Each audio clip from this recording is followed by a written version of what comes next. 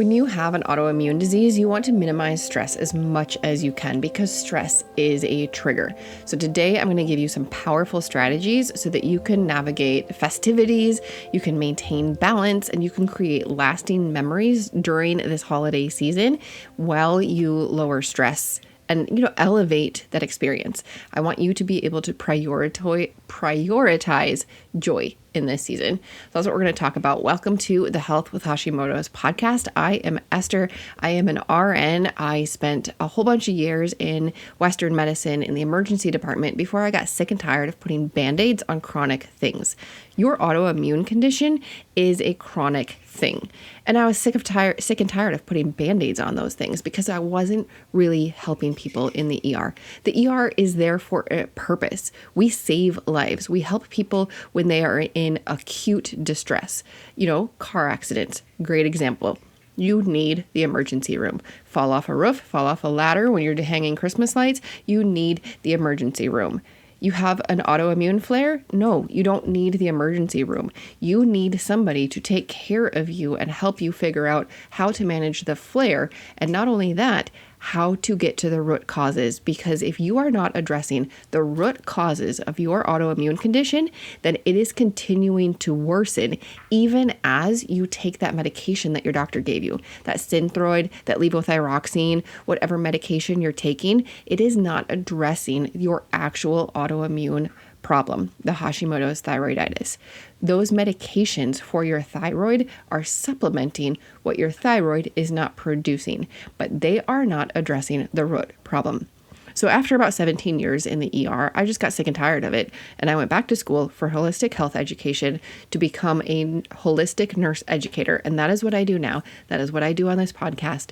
So this is where you come to find holistic solutions to address your Hashimoto's. Before we start talking about holiday stress, I want to let you know I am running an end of year special. I want you to be able to get 2024 started off right. I am running a huge discount on the Holistic Hashimoto's course. I haven't done the exact math. It's like 75% off. I think that's what it is. It's huge. There's a ginormous discount. So head down to the show notes, click the button for the Holistic Hashimoto's course and get enrolled today. This special will last until the end of 2023. So you have until December 31st, 2023 to take advantage of it. But of course, the earlier you start it, the more you're going to be addressing those root causes and you're going to be able to help your symptoms. So holiday stress. We all know that it's there, right? I mean, holidays, it's the season where there's so many things. When you think about the holiday season, what do you think about? Maybe family, laughter, get-togethers, food, songs, work parties, church programs, school programs, concerts, baking, shopping, gifts, and what is gifts? It's the wishing, the buying, the giving, the receiving, the making the lists. And then there's volunteering, there's charities. There is a to-do list a mile long. That is the holiday season. It's like the end of or mid-November until January 1st-ish. Some people even have their holiday parties in January because December is too busy. So daily life also, it doesn't just stop during November and December. We still have all of our daily responsibilities. We just add to it. So how can you minimize your stress during the holiday season? Here are, I think, 5 steps. Number 1, and this is the most important step. If you don't do this part, the rest of them don't really matter. Number 1 is the most important, and that is decide what is important to you. Your first priority is to sit down with a piece of paper and pen. Of course, you can do it on a screen. And then list off the top priorities for you and your family. So maybe your list would be you want to make sure that the family is laughing together. Maybe you want to make sure that your house is decorated the way that you want. Maybe spending time together is important for you. Maybe having an experience and volunteering your time at a charity is what is like that means Christmas to you. Maybe you really value Christmas dinner and having family over. Your list is going to look different than anybody else's, but it should include the items that mean the most to you. Now, some of those things can't be scheduled on a calendar. Like if you put laughter on your list, obviously you're not going to schedule laughter. Like, hey, let's have a laughing party. I mean, maybe you do, but I don't know how you would do that. Actually, laughter yoga. I have heard it's a thing. I even was at a conference and we did it, and it was pretty funny. Somebody just like starts laughing and then everybody laughs. It sounds really weird, but it was really funny. Okay. That is one thing that I want my kids to look back on and say that they felt loved and they felt laughter. And quite honestly, Christmas and like buying gifts is not my thing. But my husband does an amazing job of making sure that everybody feels loved through gifts. And he always brings laughter everywhere he goes. So I can rest assured that that is going to happen. We will have laughter. But that is step one. The foundation for a stress-free holiday is to figure out what your rocks are. You know that story where you have rocks, pebbles, and sand? You want to figure out those rocks first. And then you can put in the other things. If you put the other things in, the sand first and the pebbles, then you won't have room for the rocks. You have to put the rocks first. So figure out what your rocks are. The next step is to balance your personal priorities with external commitments. So again, you're going to look at the calendar and you're going to determine your obligations. What obligations do you have this year? Like for family events, like, school concerts or church programs, maybe an annual office party that you have to attend. What are the external commitments that you have to do? What obligations are there? And put it on your calendar. And I use an electronic calendar, but when I am doing this exercise, I do it on a paper calendar, because on the electronic calendars, I can't really see everything like I can on a paper calendar. I don't know. Maybe you can. When I look on my computer, it's all there. But when I look on my phone, it's little dots. I can't see the whole thing. When I look on a paper calendar, it's so easy to see what is there. Also, I can see at a glance if I have too few days off in a week, or if my family is going to be going way too much in a week. So you want to make sure that you can balance personal priorities, your rocks, with the external commitments.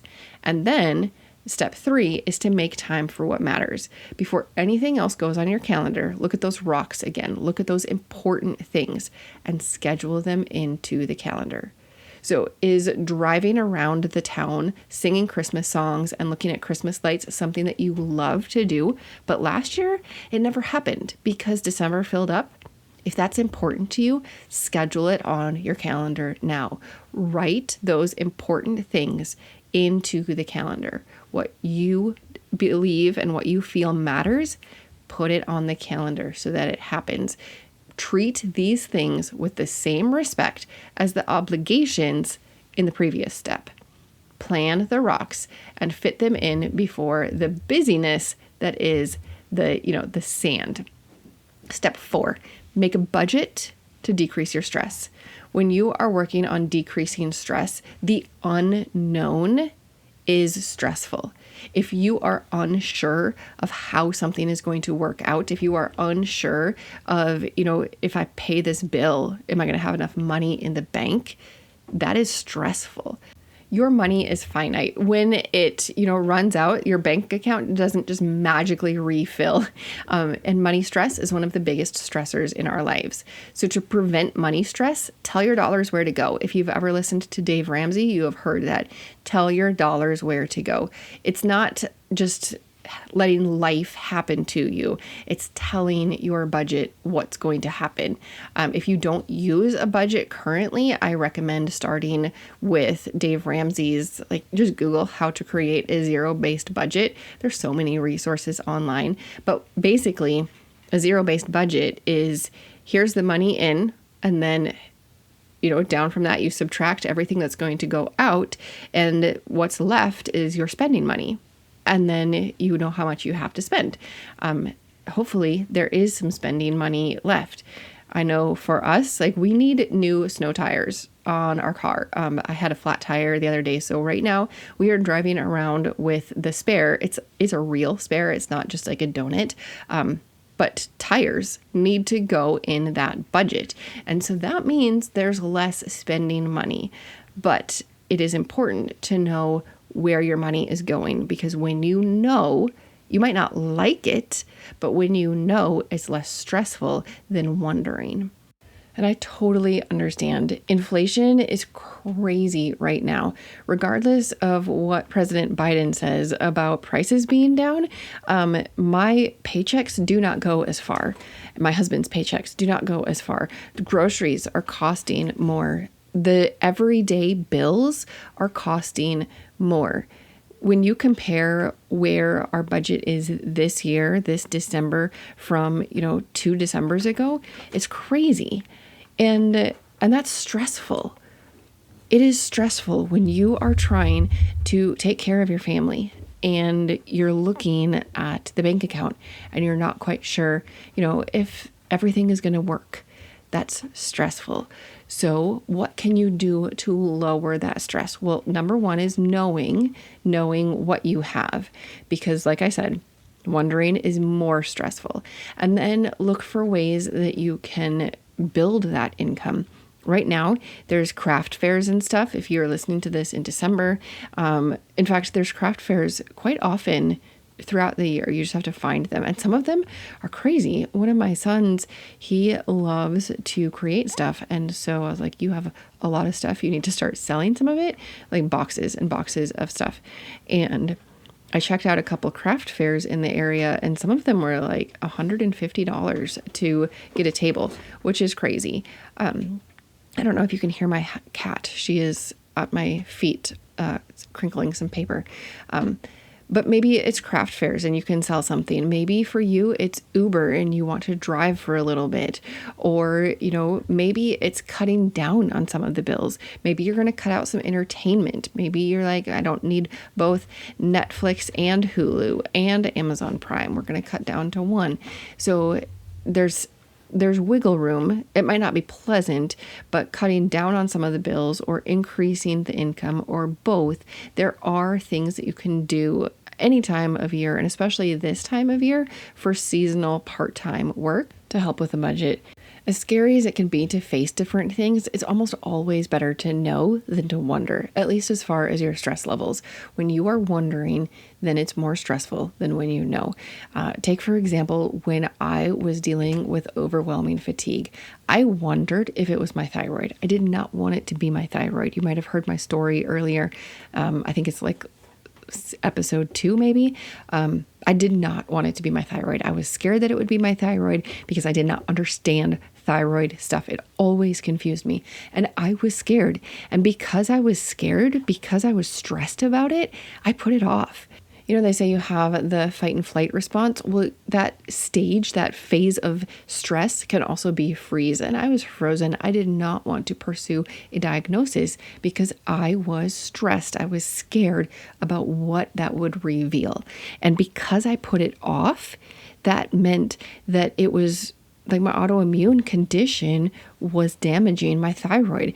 Every day that you're not addressing your root causes is another day where those root causes are causing more damage. And so I was scared to find out the name of what was causing my symptoms, my overwhelming fatigue, my depression.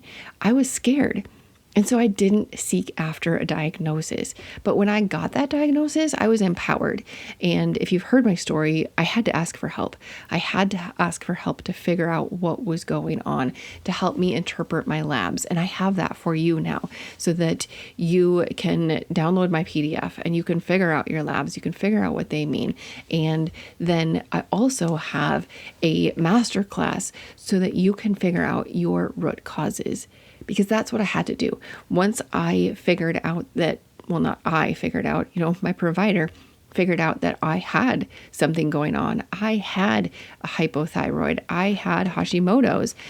Once I had that diagnosis, then I could take action. And I could, number one, figure out what my root causes were. And then number two, start addressing them. I want that for you too. Because like I said, if you're not addressing your root causes, if you're not focusing on mitigating them and on healing those root causes, then they are continuing to cause more damage. And that is why I am so excited to offer this huge discount for the Holistic Hashimoto's course. It is the cheaper than it has ever been before since I launched it, since even before I launched it. This is the cheapest that you will ever get it is in December of 2023. You have all month to enroll in the course. It is cheaper because I want you to know your root causes. I want you to be able to take action on your root causes. I want you to go into 2024 knowing that you're doing exactly what you need to do to support your body, to support your healing, and to address the root causes so that your symptoms change in 2024.